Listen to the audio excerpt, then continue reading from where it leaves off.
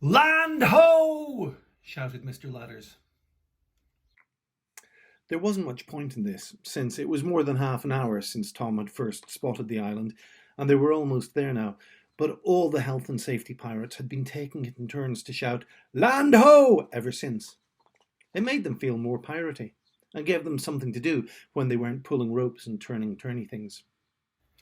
"Now, Miss Your Royal Highness Princess Camaria," the captain said, "if it would please Your Royal Highness to please bring us to shore, if you please." The princess nodded regally and began barking orders, and Careful Now steered into the bay. Tom leaned over the side and watched the colourful fish dart away from the bow through the clear turquoise waters. "Careful there, our tongue lad," the captain ordered. "No leaning over the side except in emergencies, and then only if wearing safety gear and tied to the railing with at least 3 different ropes." Tom resisted the temptation to sigh and saluted the captain respectfully. "Shall I get some shovels from the ship's stores ready to dig up the treasure, Captain?" The captain looked slightly shocked. "One thing at a time, our Tom lad," he said. "First, we have to assess the risks of going ashore. Then, we have to assess the risks of walking to the middle of the island. And then, we have to assess the risks of digging with shovels.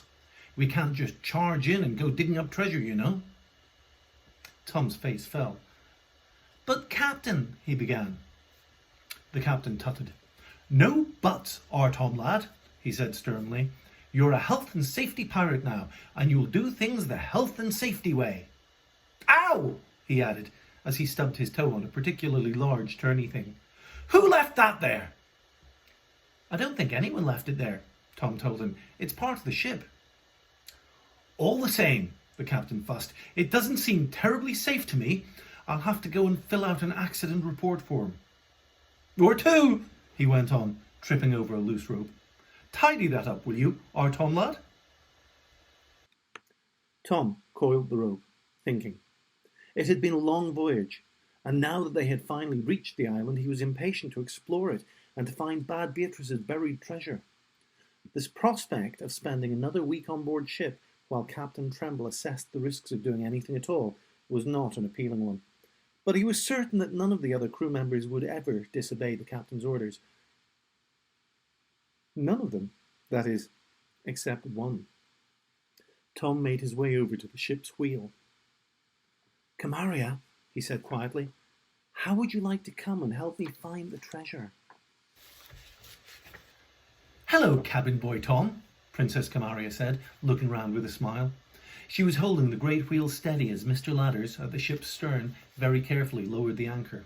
"I very much wish to dig up the treasure. Then perhaps we may sail to another island and find a cake shop that is open. Shall we ask the captain for some shovels?" Tom shook his head. "No," he said, "he won't let us off the ship. He wants to do a risk assessment and everything first." The princess sighed.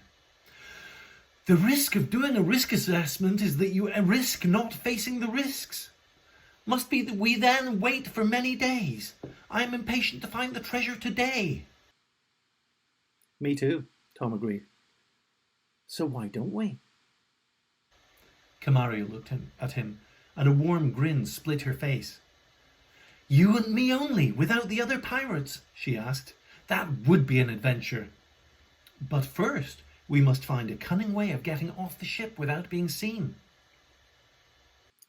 "That's easy," Tom told her. "The captain's doing an accident report form. He'll be in his cabin for the rest of the morning at least. And I expect the others will spend hours tying up the ship safely and double-checking their knots." "Excellent," Camaria grinned. "Then let us take some shovels and be off."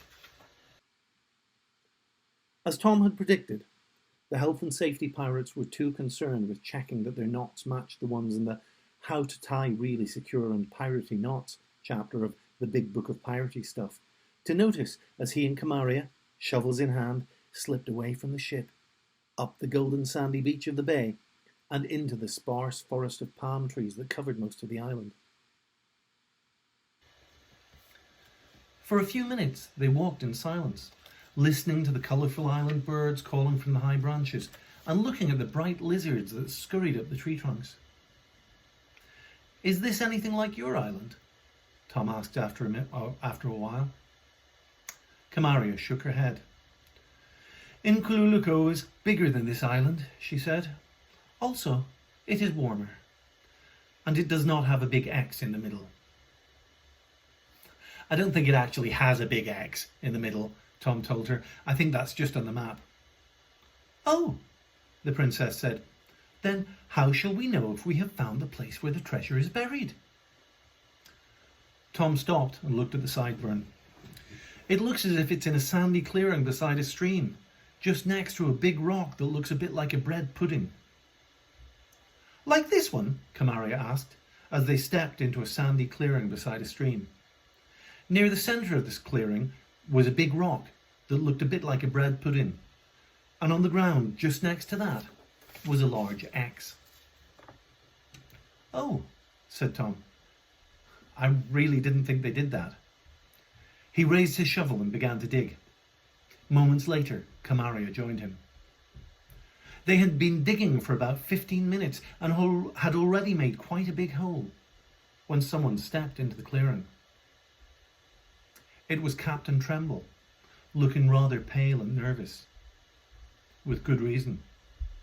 For behind him came Bad Beatrice Beadle. In one hand, she held a pistol. In the other, a hedgehog. And they were both pointed straight at the captain. Suddenly, they were in terrible danger.